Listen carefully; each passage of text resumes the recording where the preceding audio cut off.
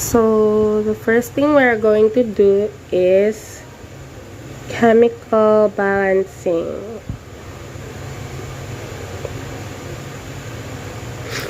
Our first example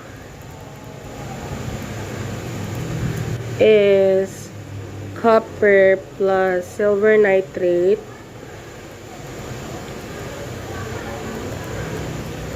and copper nitrate plus silver. First thing we're going to do is list down all the compounds that you see in the products and in the reactants. So we have copper, silver, nitrogen, and oxygen. Same as the reactants, we have copper, silver, and nitrogen and oxygen.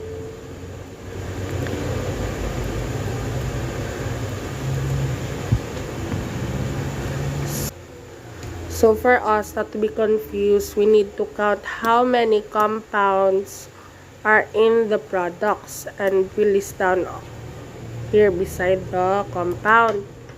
We list down. So we have 1 copper, we have 1 silver, 1 nitrogen, and 3 oxygen.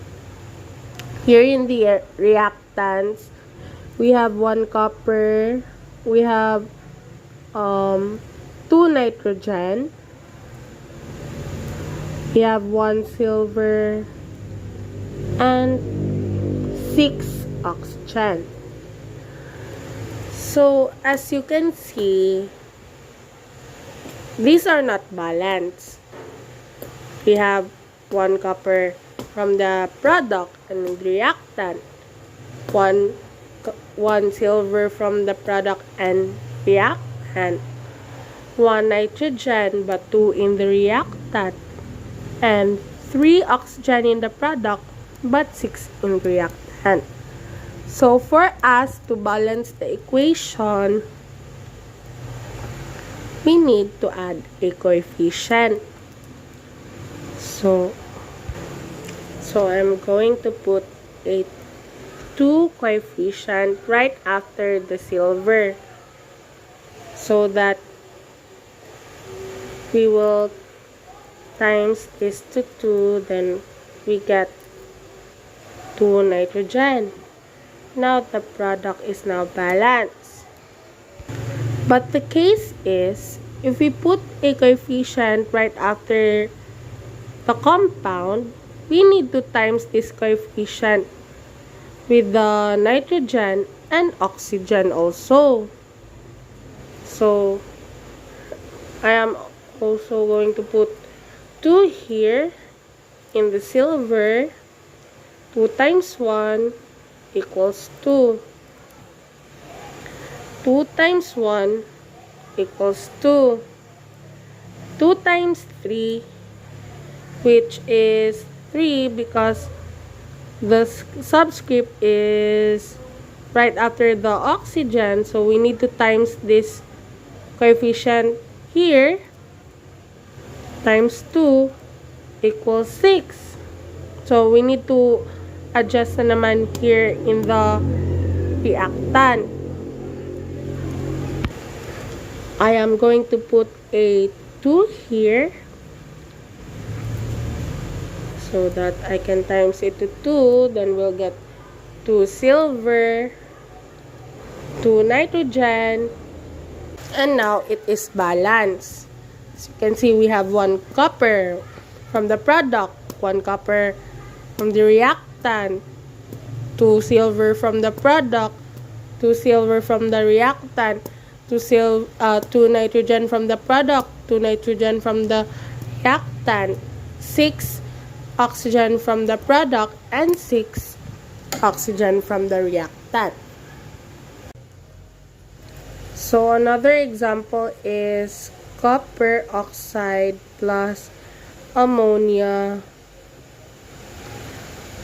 copper plus nitrogen plus H2O.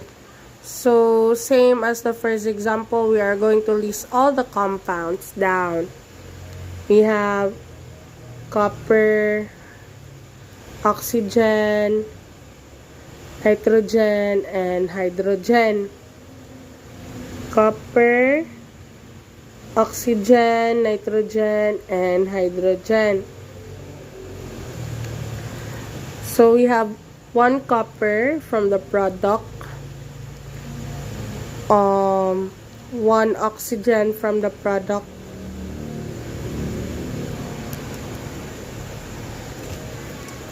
1 oxygen from the product, 1 nitrogen, and 3 hydrogen. Here in the reactants, we have 1 copper, 1 oxygen, 2 nitrogen, and 2 hydrogen. So you can see the product and reactants are not balanced here. As you can see, it's not balanced.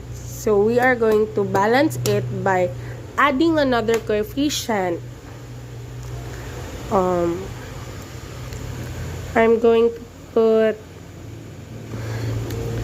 here, as you can see, in the nitrogen, in the reactants, there are 2 nitrogen, and in the products, there is only 1. So, what I am going to do is put 2 here, and then, so I am going to times this 2, so this will become 2 nitrogen. But the case is we put 2 coefficients here, so I need to times is in this hydrogen. So I'm going to put 2 here, so our hydrogen from the product is already 6. So I need to adjust na naman here in the reactants. I'm going to put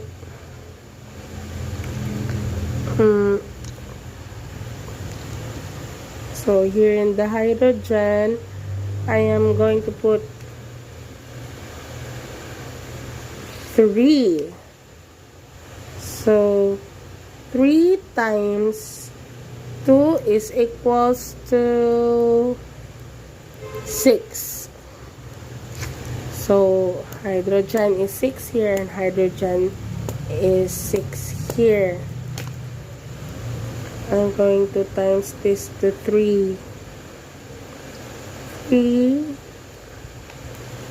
3 oxygen, and then I'm going to adjust naman here in the product. I'm going to put 3, so 3 times 1, 3. In the copper, I'm going to times it to 3, so we have 3, and I'm going to put 3 here. So we have a balance equation already. We have 3 copper from the product, 3 copper from the reactant, 3 oxygen from the product, 3 oxygen from the reactant, 2 nitrogen from the product, 2 nitrogen from the reactant, 6 hydrogen from the product, and 6 hydrogen from the reactant. So our next topic is average mass unit. So our next topic is how to get average mass unit. So we have a problem here. Calculate the elemental atomic mass of Mg or magnesium if the naturally occurring isotopes are 24 Mg, 25 Mg, and 26 Mg. Their masses and abundances are as follows. So the given is we have the isotopes which is 24 magnesium, 25 magnesium, and 26 magnesium. The atomic mass given in 24 magnesium is 23.98504, and in 25 magnesium is 24.98584, and in 26 magnesium is 25.98259. The isotopic abundances are 78.70%, 10.13%, and 11.17%. So, in what I understand, if the percent is given, or the isotopic abundance is given in percentage, we need to convert this into decimal. So, I'm going to convert this to decimal. So, 78.70 is 0.787. 10.13 is 0.1013, and 11.17 is 0.1117. After we convert this percentage into decimal, the next thing we're going to do is multiply this by mass. So I'm going to multiply 0.787 to 23.98504. So I got 18.87. Multiply 0.1013 to 24.98584. I got 2.53. Then I'm going to multiply this, so I got 2.90. The next thing is, if we already got the factor of this to this, we are all gonna add it up.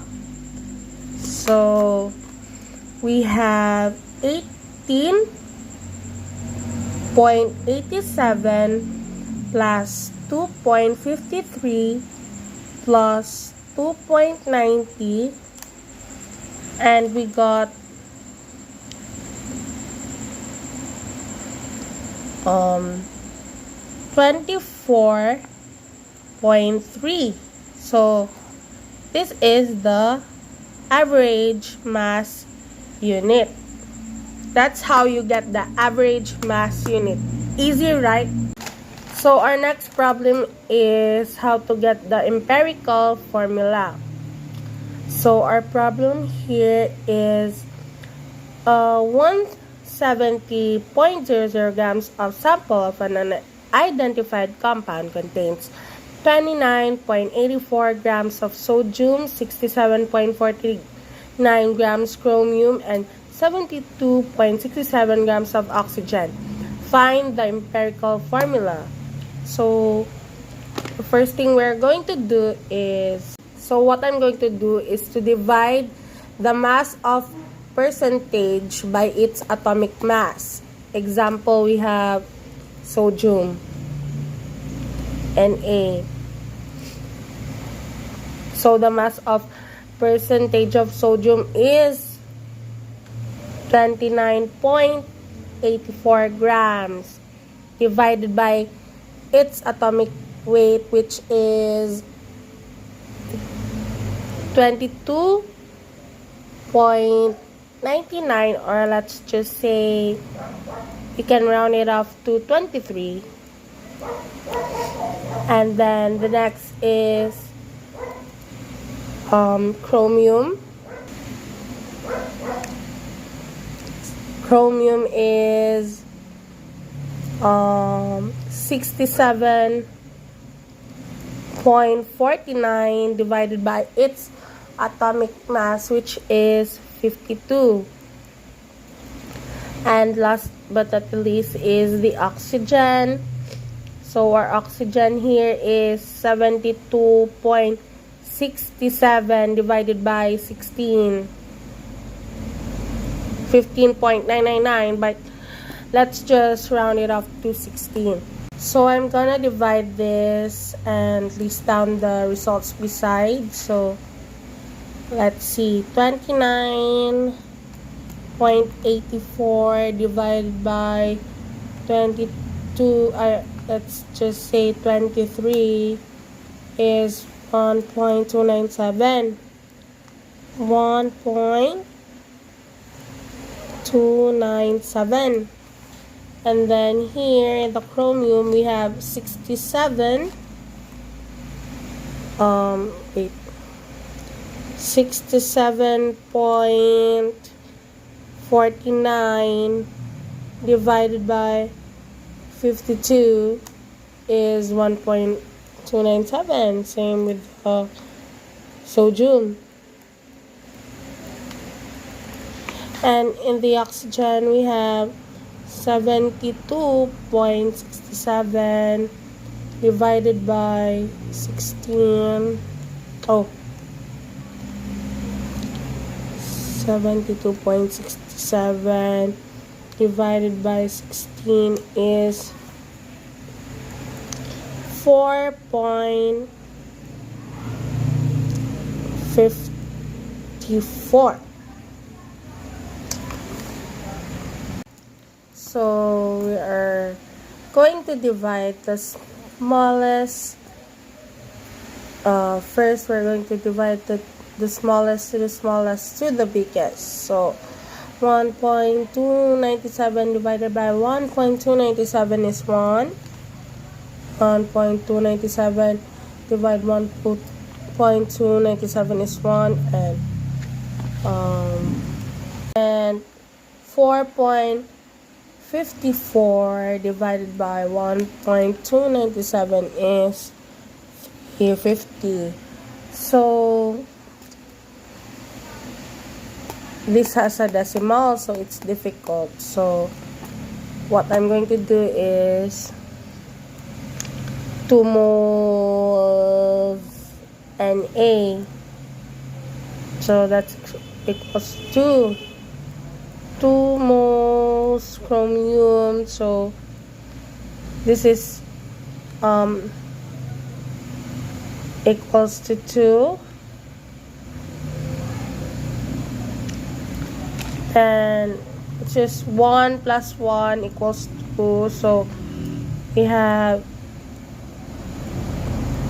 2 sodium. 1 plus 1 equals 2. We have 2 chromium, not 2 Cr2. And then we are going to 3.50 plus 3.50 plus it by itself. We are going to have oxygen 7. So this is the empirical formula na 2Cr2O7. Next is how to get the molecular formula. So the problem is a compound with an empirical formula. If CH is found to have a molar mass of 26.04 grams per mole, what is its molecular formula?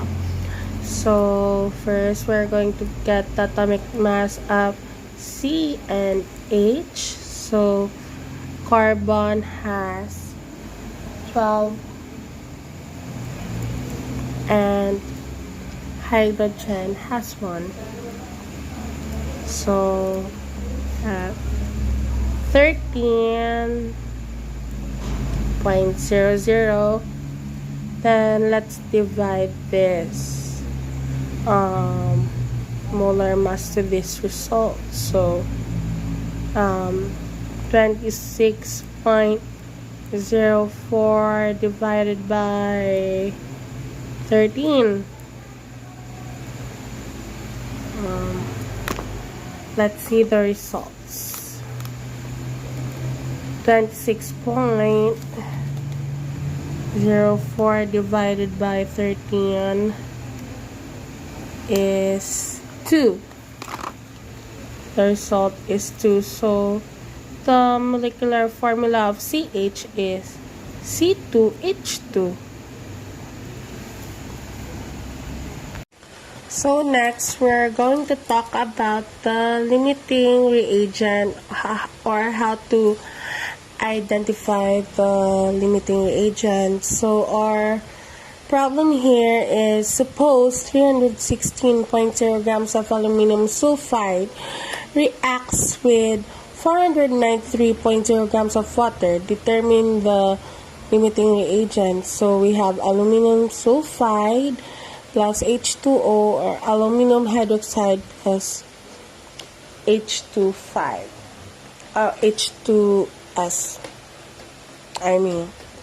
So we are going to balance the equation.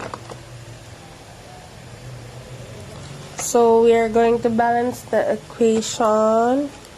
Al2S3 plus 6H2O and 2 aluminum hydroxide plus 3H2S. So yeah. So first we are going to determine the moles, then the limiting reagent. So aluminum sulfide is, in the given, it is 316.0 grams divided by 150.159 grams per mole.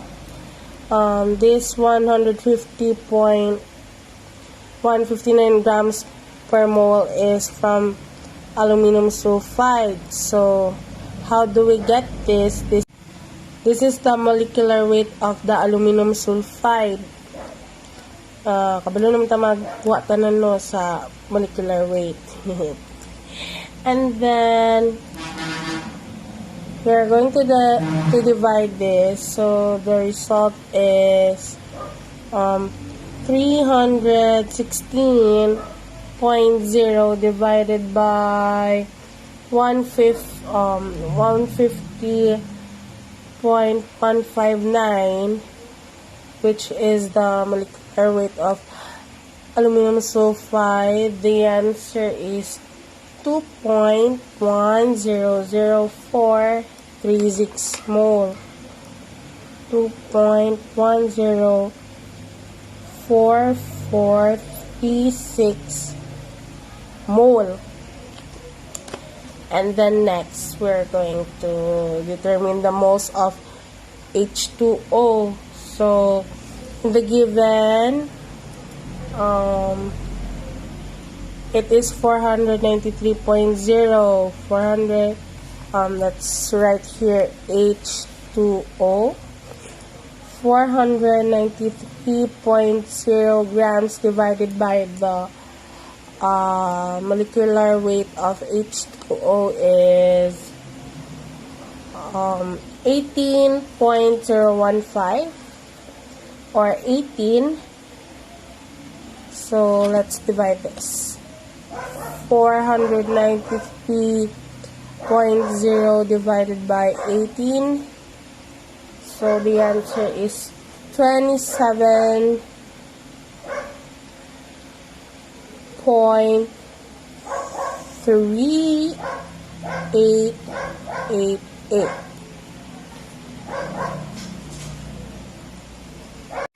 So now we are going to determine the limiting reagents, now that we have determined the moles. So these are the moles.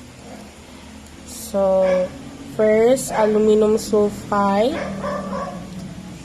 Al2S3 is 2.104436 divided by 1 mole of, this is 1 mole, of aluminum sulfide. So 2.104436 divided by 1 is 2.104436. Now for the H2O, we have 27.3888 divided by 6 moles of H2O. So let's divide this. 27.3888 divided by 6 is 4.5648. 4.5648. So therefore, our limiting reagent is H2O because the result is smallest compared to the aluminum sulfide. That's how we get the limiting reagent. Thanks for listening. Beautiful, beautiful, beautiful, beautiful angel.